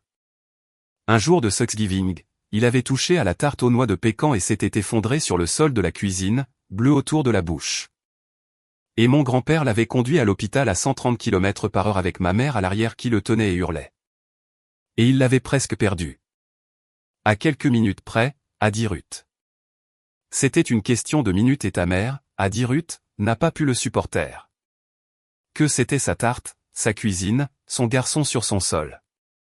Elle ne pouvait pas supporter l'idée qu'elle avait failli tuer son propre enfant. Alors elle a construit une autre histoire par-dessus la vraie, brique par brique, jusqu'à ce qu'on ne puisse plus voir la vraie. Elle a décidé que les médecins avaient surréagi, que c'était un coup de chance, qu'elle l'avait endurci ensuite avec de petites quantités, un peu à la fois, et qu'il s'en était sorti grâce à elle, grâce à sa méthode, parce qu'elle était forte et ne choyait pas. Elle a raconté cette histoire tant de fois, ma chérie, que je pense qu'elle y croit vraiment maintenant. Et la semaine dernière, elle m'a dit, mot pour mot, je l'ai noté après parce que cela m'a soulevé le cœur. Elle a dit, Kyle s'est débarrassé de la sienne et il va parfaitement bien. Et celle-ci s'en sortirait aussi si Blit arrêtait de la couver jusqu'à la tombe. Les bruits de la fête sont devenus étranges et lointains, comme si ma tête était passée sous l'eau. Tout ce que ma mère avait fait prenait une seule forme terrible. Elle n'était pas ignorante. C'est ce que j'avais mal compris pendant 2 ans. Elle était le contraire d'ignorante. Elle était la seule personne à toute cette fête à comprendre dans ses os exactement à quelle vitesse cette allergie pouvait tuer un enfant parce qu'elle avait failli tuer le sien. Et au lieu d'être la protectrice la plus farouche de Posy, au lieu d'être la seule grand-mère d'Amérique à avoir plastifié la carte elle-même, elle avait choisi de revivre son propre mensonge. Elle avait une petite fille atteinte de l'allergie exacte qui avait failli détruire sa vie il y a 30 ans. Et elle guérissait Posy de la façon dont elle s'était dit qu'elle avait guéri Kyle. Parce que si cela fonctionnait sur Posy, la vieille histoire devenait vraie, et elle pouvait enfin cesser d'être la femme dont la tarte avait envoyé son fils sur le sol de la cuisine. Ma fille n'était pas la cible de la négligence. Ma fille était la preuve que sa culpabilité exigeait. Un deuxième essai réussi pour effacer un premier catastrophique. Ruth, ai-je dit, et ma propre voix est sortie bizarrement. Où est-elle? Où est Posy? Parce que dans les 90 secondes que l'histoire de Ruth avait prises pour me dérober le sol sous mes pieds, j'avais fait la seule chose que j'avais juré sur la vie de ma fille de ne jamais faire. J'avais cessé de surveiller la porte. Je me suis tourné vers le château gonflable. Wesley riait de quelque chose qu'un cousin disait, son corps orienté dans une autre direction, ses yeux loin d'elle pendant un instant. Juste un instant. L'instant précis auquel chaque parent survit 1000 fois et redoute une fois. Et Posy n'était pas dans le château gonflable, Posy était à la table des desserts dans les bras de ma mère. Ma mère, en robe à fleurs, encore avec les yeux humides de la grand-mère réconciliée, tenant ma fille sur sa hanche avec une fourchette dans sa main libre. Et sur cette fourchette, une bouchée du vrai gâteau, le gâteau des adultes, celui que personne ne m'avait dit qu'elle avait aussi préparé et gardé à l'intérieur, celui qui n'était sur aucune étagère avec un autocollant vert. Et la bouche de ma mère bougeait près de l'oreille de Posy, et j'étais assez près maintenant, bougeant maintenant, courant maintenant, pour lire les mots sur ses lèvres alors qu'elle guidait la fourchette vers la bouche de mon enfant. Regarde, une petite bouchée ne te fera pas de mal. Ne dis pas à maman. J'ai dirigé des réanimations dans un service de soins intensifs pédiatriques. J'ai gardé mes propres mains stables au-dessus des enfants mourant d'autres personnes pendant que leurs parents s'effondraient contre le mur. Je n'ai jamais de ma vie bougé de la façon dont j'ai traversé ce jardin. Mais une fourchette est plus rapide qu'une mère sur une pelouse. Au moment où je les ai atteintes, Posy avait avalé. Elle faisait déjà la grimace. Le visage confus et trahi qu'un jeune enfant fait quand sa bouche commence à lui sembler anormale, et qu'il n'a pas encore les mots pour exprimer ce qui ne va pas. Elle tapotait ses lèvres avec une petite main potelée en forme d'étoile de mer. Elle a dit « Maman, ça pique ». Ce qui est le mot qu'elle utilise pour les picotements, pour la sensation avant la sensation. Et j'ai su par ce seul mot, avant même qu'une seule plaque d'urticaire n'apparaisse, que nous étions déjà à court de temps. Donne-la-moi. J'ai soulevé ma fille de la hanche de ma mère. Autour de nous, la fête continuait de rire, inconsciente, le château gonflable ronflant. L'histoire de mon père atteignant sa chute quelque part derrière moi. Tout un jardin de personnes en paix pendant que l'horloge dans ma poitrine commençait à tourner. Oh, ne commence pas, a dit ma mère, et elle a réellement levé les yeux au ciel, réellement avec la fourchette encore à la main. Elle va bien. Regarde-la. Tu fais toujours ça. Tu fais toujours. Wesley. Je n'ai pas crié. Je n'ai jamais eu autant besoin de ne pas crier de ma vie. L'étui jaune maintenant et appelle le 911. Quelque chose dans ma voix a traversé 12 mètres de bruit de fête comme une lame à travers la pelouse. Wesley bougeait déjà avant que je n'ai fini ma phrase. Il avait déjà mon sac. Il avait déjà le téléphone à l'oreille. La lèvre inférieure de Posy avait commencé à enfler, gonflant anormalement, et des plaques d'urticaire grimpaient le long de son cou en liane rouge plus rapidement que celle que j'avais qualifiée de peau sensible pendant 2 mois.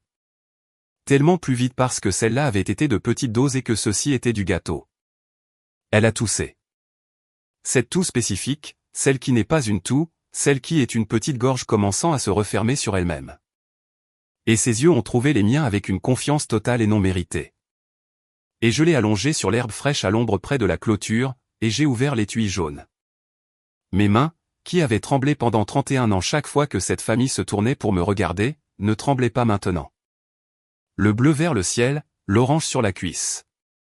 Je l'ai pressé contre l'extérieur de sa petite jambe à travers sa robe de fête, j'ai poussé, j'ai maintenu et j'ai compté jusqu'à 3 à haute voix pour qu'elle puisse entendre ma voix rester stable. Et quelque part au-dessus de moi, ma mère continuait de commenter. Tu surréagis. Tu fais une scène à la fête de ton père. Elle a juste besoin d'un peu d'eau. Blit. Arrête. Tout le monde regarde. Elle ne fait pas une scène, ai-je dit. Non pas à ma mère, mais à Posy, au visage de ma fille. Tu te débrouilles très bien, mon cœur. Maman est là. Puis par-dessus mon épaule, d'un ton plat comme un dossier médical. Elle a besoin de l'ambulance parce que votre mère lui a donné des fruits à coque. Dites-leur anaphylaxie. Dites-leur une dose d'épi administrée. J'ai regardé ma montre et j'ai dit l'heure. Toute la fête était devenue silencieuse maintenant. Les 40 personnes. Mon père, la fourchette à barbecue toujours à la main, figé. Mes sœurs. Kyle à mi-chemin du jardin, son visage affichant une expression que je ne lui avais jamais vue. Les guirlandes lumineuses, l'attente, les bocaux et la joie. Tout s'est arrêté et s'est tourné vers une femme agenouillée sur un enfant dans l'herbe, tenant un auto-injecteur usagé. Content. Et puis l'épinéphrine a fait ce que l'épinéphrine fait, ce que j'ai regardé faire dans les pires chambres de toute ma carrière, et jamais une seule fois de ce côté-ci. Les voies respiratoires de Posy se sont desserrées. La terrible toux s'est calmée, et ma fille a fait la chose la plus merveilleuse que j'ai jamais vue de la part d'un être humain. Elle s'est mise à pleurer. De grands pleurs furieux, outrés, grands ouverts, sains, de l'air circulant en elle par grandes goulées offensées. Je n'ai jamais autant aimé un son. Je ne l'aimerai probablement plus jamais autant. Les ambulanciers sont passés par le portail latéral avec un sac d'intervention alors que les guirlandes lumineuses brillaient encore au-dessus de nos têtes, et la vue de 2 inconnus en uniforme agenouillés dans ce jardin a fait ce que ma voix ne pouvait pas faire. Elle a rendu les choses réelles. Ce n'était pas Blit qui surréagissait. C'était un masque à oxygène dimensionné pour un tout petit, un capteur de pouls sur un doigt de la taille d'un crayon et un homme disant « Bon épi précoce maman qu'à d'école » pendant qu'il travaillait. Ma mère se tenait au bord de la Seine, la main à la gorge, et pour la première fois de l'après-midi, personne n'était prêt à croiser son regard. J'ai regardé la fête sans rendre compte. Mon père s'est enfin assis, sa fourchette à barbecue posée. Nadia, les deux mains plaquées sur la bouche. Un groupe de cousins qui, 90 secondes plus tôt, riait d'une des histoires de papa, fixant maintenant la petite forme dans l'herbe et l'injecteur usagé encore dans mon poing. Quelque part derrière moi, un enfant a demandé pourquoi Posy était allongé et s'est fait imposer le silence. Dans le coin, le château gonflable s'est affaissé et s'est replié sur lui-même, lentement comme l'après-midi relâchant son souffle. Je n'ai pas regardé ma mère. Je veux être honnête à ce sujet. Dans les 10 minutes les plus terrifiantes de ma vie, je n'avais pas un seul regard à accorder à la femme qui en était la cause. Chaque particule de mon être était sur la poitrine de ma fille, qui montait, descendait, pendant qu'un inconnu comptait son pouls et me disait que j'avais tout fait correctement. Ma mère pouvait rester au bord de la lumière, la main à la gorge, jusqu'à ce que les lumières s'éteignent. Pour tout ce que cela me faisait, elle avait enfin produit un événement que même elle ne pouvait pas réécrire à sa guise. Je veux vous dire quelque chose ici, au milieu du pire après-midi de ma vie, parce que j'ai besoin que vous l'entendiez pendant que votre propre cœur est encore dans votre gorge avec le mien. Si on vous a déjà qualifié de trop agitée, trop anxieuse, trop dramatique pour avoir surveillé une porte dont tout le monde s'est détourné, j'ai besoin que vous sachiez que votre vigilance n'est pas un symptôme. Ce n'est pas un défaut en vous. C'est un cadeau. Et un après-midi ordinaire, cela peut être la seule chose qui se tient entre l'être que vous aimez et l'herbe. Accrochez-vous Y. Ne laissez jamais personne vous reprocher d'être ainsi. L'ambulance est arrivée, ses gyrophares effaçant la lumière des guirlandes. Je suis monté à l'arrière avec ma fille, récitant son poids, ses allergènes et l'heure exacte de l'injection à un ambulancier qui répétait « Vous vous en sortez très bien, maman. Vous avez tout fait exactement comme il fallait. Elle est stable. Vous l'avez prise tôt. » Et cette phrase « Vous avez tout fait exactement comme il fallait » est une phrase qu'aucune personne de ma famille ne m'avait dite en 31 ans. Et elle m'a brisé plus profondément que la peur ne l'avait fait. Les réactions biphasiques sont la raison pour laquelle on n'injecte pas pour rentrer directement à la maison. Une deuxième vague peut frapper des heures après la première, ils ont donc gardé Posy en observation. 3 petits-fils de moniteurs collés sur une poitrine de la taille de mes 2 mains. Un dessin animé brillant sur l'écran mural. Elle s'est rétablie. J'ai besoin que vous le sachiez d'abord avant que je ne vous parle des adultes, car tout ce que je vais vous dire sur les adultes est mesquin et laid, et rien de tout cela n'a d'importance à côté de cela. Ma fille va bien. Elle va bien. Elle s'est endormie dans le lit d'hôpital, serrant son lapin à une oreille, le pouce près de la bouche, et je me suis assise sur la chaise à côté d'elle et je ne lui ai pas lâché la main une seule fois. Et Wesley se tenait dans l'embrasure de la porte, les articulations de la main pressées contre sa bouche. Et j'ai compris que nous allions nous en sortir tous les deux aussi. Parce qu'un homme qui avait passé 2 semaines à me pousser gentiment vers cette fête ne pouvait plus s'arrêter de me regarder comme si j'étais la seule chose qu'il ait jamais réussi dans sa vie et qu'il passerait le reste à se racheter auprès de nous deux. Ma famille est venue à l'hôpital, bien sûr, par vagues. Et ces vagues sont le reste de l'histoire. Ma mère est venue en premier, et c'est la partie que j'ai le plus besoin que vous entendiez parce que c'est la partie que les gens ne croient pas tant qu'elle ne leur est pas arrivée de leurs propres oreilles. Elle ne s'est pas excusée. Elle s'est tenue dans l'embrasure de la porte de la chambre d'hôpital de ma fille, à regarder les moniteurs, les fils et la petite forme endormie de l'enfant qu'elle avait installé là, et elle a dit, « Eh bien, j'espère que tu es satisfaite. Tu as transformé toute la fête de ton père en spectacle. » 40 personnes, c'est 70 ans. Je l'ai regardé pendant un long moment. La femme qui ne pouvait pas le supporter, avait dit Ruth, elle ne le pouvait toujours pas. 30 ans et un enfant de plus presque mort plus tard, elle ne pouvait toujours pas porter le poids de ce qu'elle était. Alors elle a tendu la main une fois de plus dans une chambre d'hôpital au-dessus de la tête de sa petite fille endormie. Pour la seule histoire qu'elle ait jamais pu habiter, la fille dramatique, la fête gâchée. Tu lui as donné du gâteau et tu lui as dit de me mentir, ai-je dit calmement.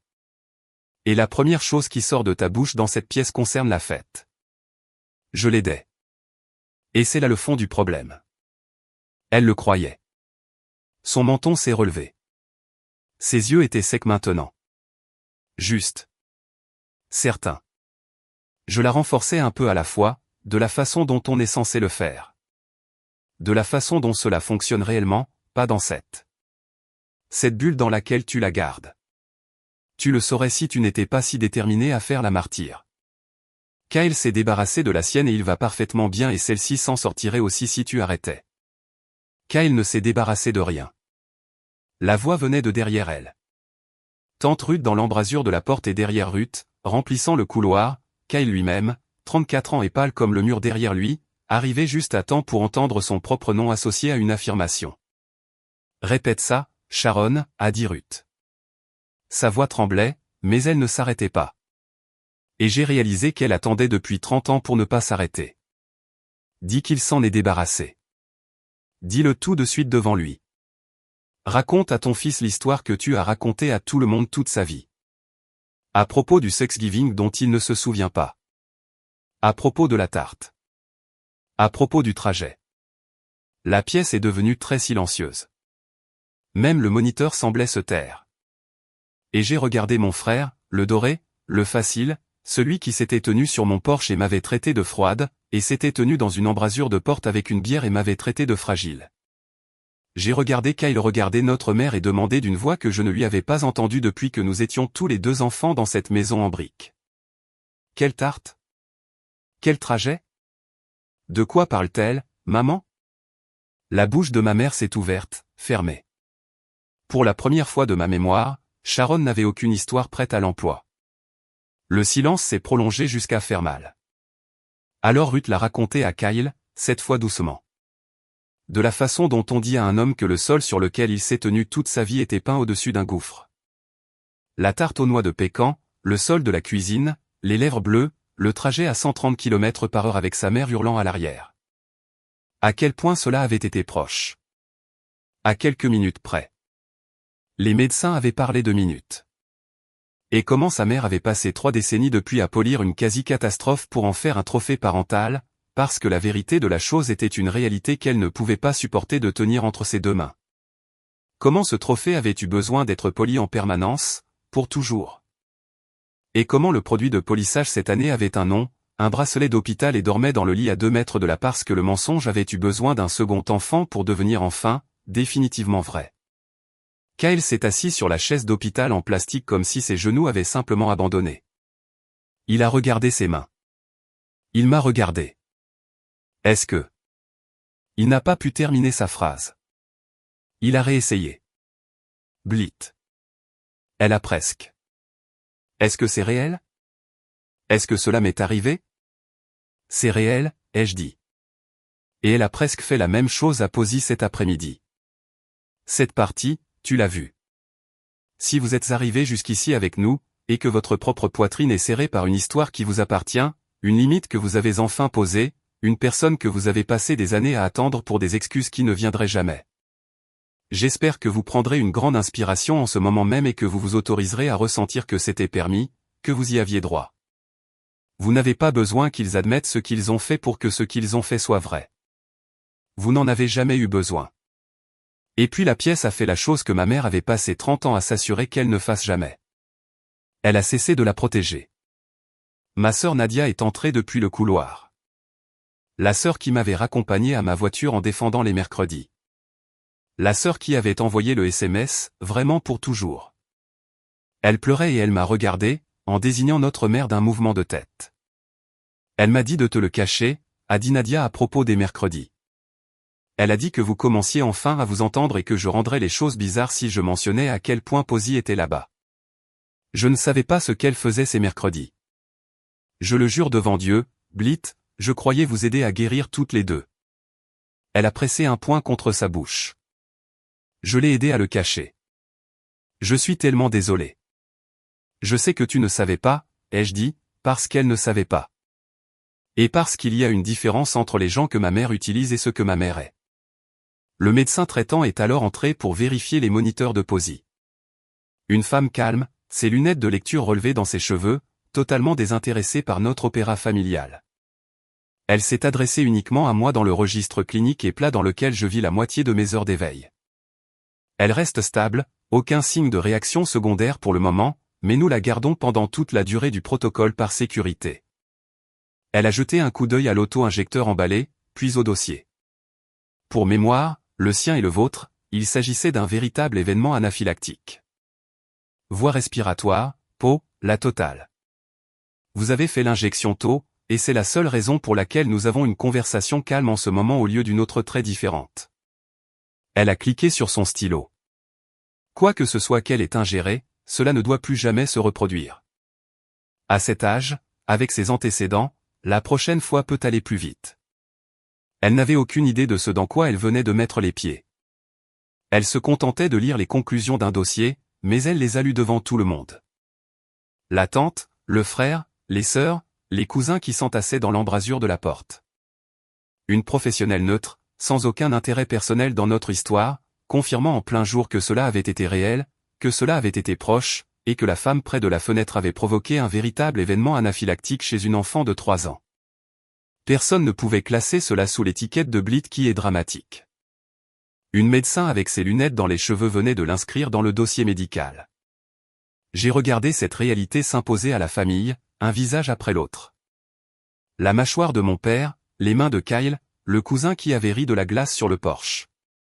Qui ne riait plus maintenant? Pour la première fois de toute ma vie, le jury faisait des calculs au lieu de prendre parti. Et chacun d'entre eux arrivait au chiffre que je portais seul depuis 2 mois. Ma mère, acculée, a fait la seule chose qu'elle sait faire quand l'histoire s'effondre. Elle est devenue plus bruyante et plus affirmative, pas moins. Vous êtes tous hystériques, a-t-elle dit. Ce mot dans un hôpital au-dessus de la tête d'un enfant relié à un moniteur. Elle va bien. Regardez, elle dort. Elle va tout à fait bien. Et vous êtes là à réécrire l'histoire et à monter toute ma famille contre moi pour une part de gâteau. Elle a pointé un doigt vers Ruth. Tu as toujours été jalouse de moi et toi. Le doigt s'est tourné vers moi. Tu voulais une excuse pour me voler ce bébé depuis le jour de sa naissance. Et maintenant tu as ta petite urgence, n'est-ce pas? Maintenant tu as ta preuve. Félicitations. Personne n'a rien dit. C'est la chose qui a fini par s'imposer à elle. Non pas une dispute, mais l'absence de dispute. Mes sœurs dans le couloir, silencieuses. Kyle sur sa chaise, silencieux, la regardant comme une inconnue.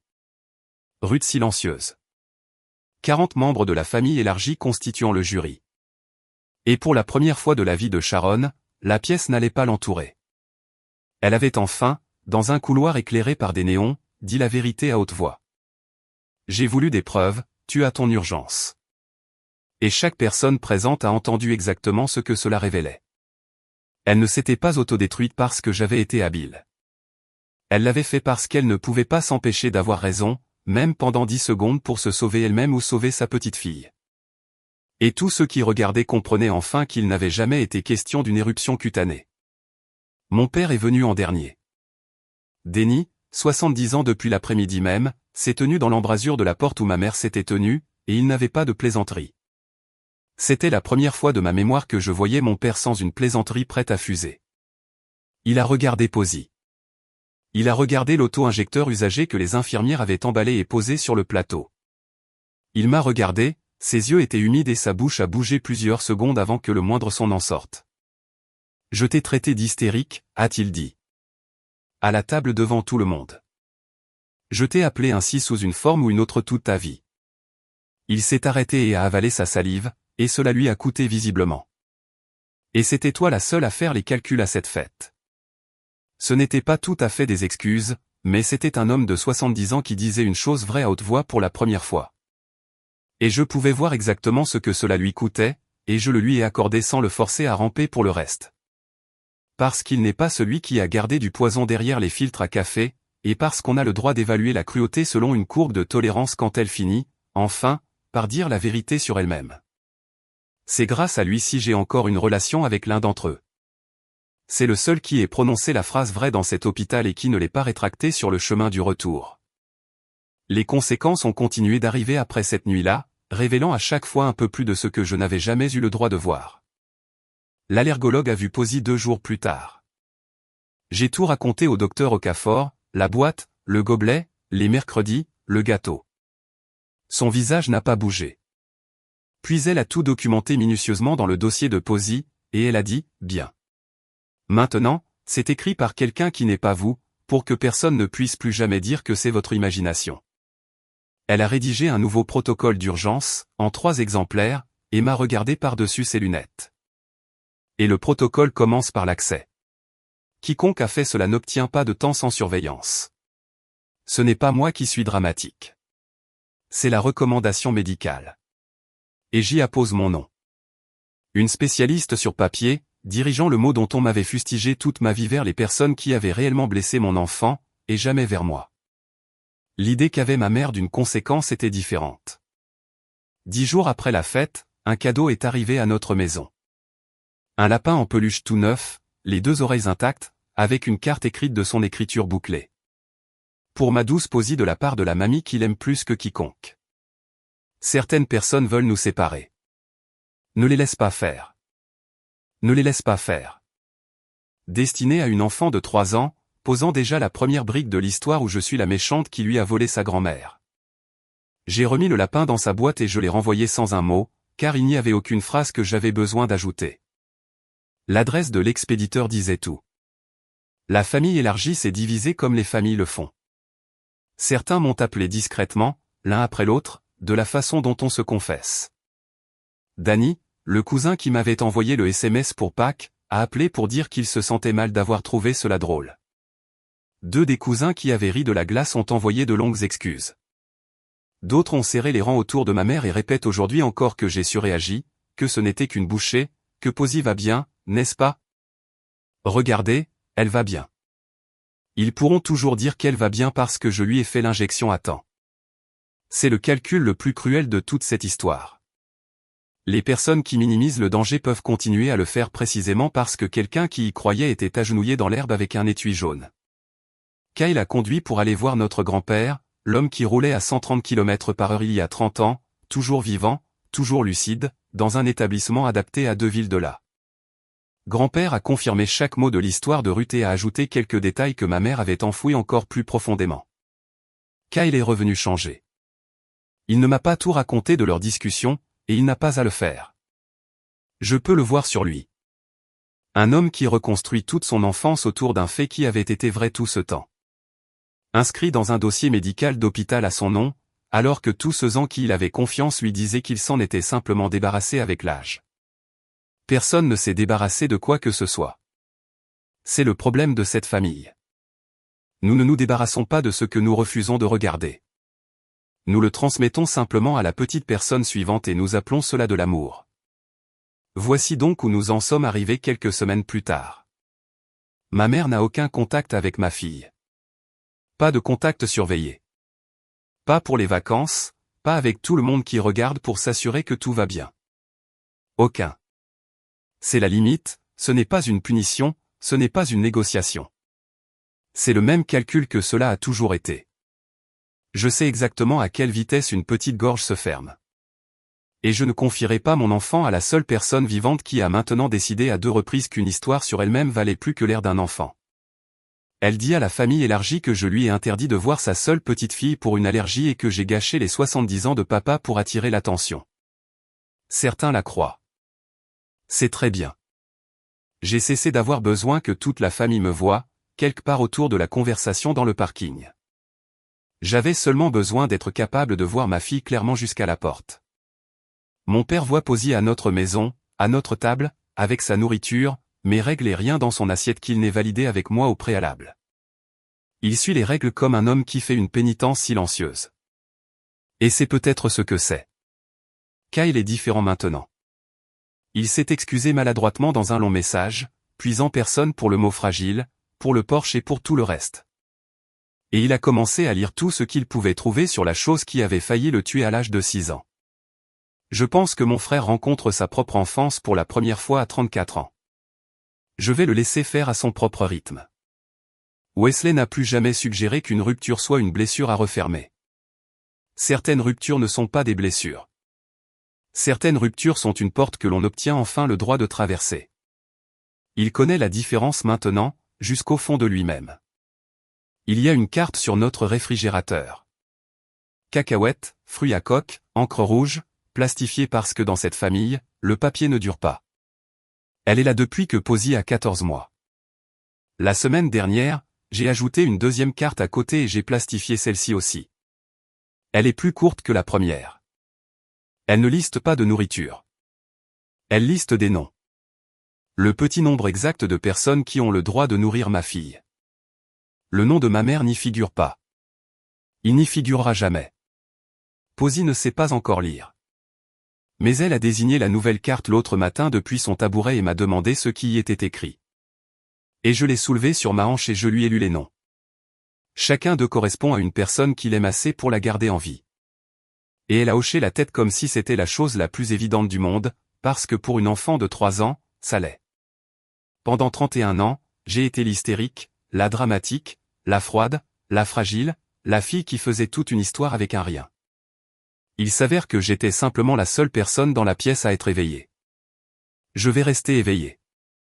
C'est toute la fin de l'histoire. Elle grandira avec quelqu'un à ses côtés.